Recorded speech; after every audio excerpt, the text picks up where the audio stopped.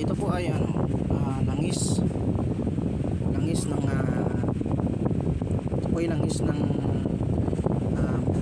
nyug, bunga ng nyug na mayroong isang mata. So, ang langis ng yung langis ng nyug o yung magiging langis kasi ito yung pag lumipas yung isang taon, magiging langis ito. So kapag ito po yan napakabisang gamot sa mga sugat. Kahit anong sugat, napakabisa po ito. Kinakailangan nyo lang po kasi kinakailangan nyo dipusyonan sa loob ng 7 buwan. Dapat sa unang Martes at sa unang Biyernes ng bagong buwan. Unang Martes at unang Biyernes ng buwan. Yan po. Sa loob ng 7 buwan.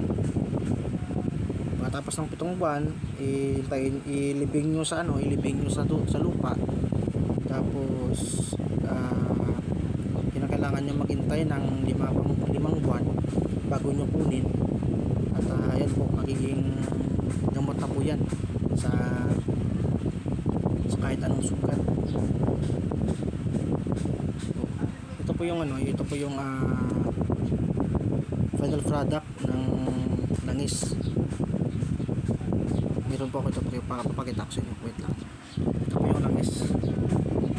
Yung final product po niyan.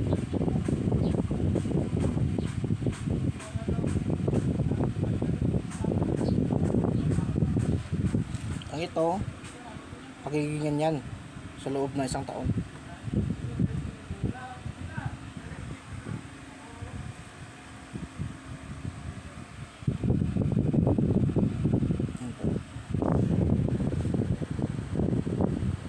Maraming salamat.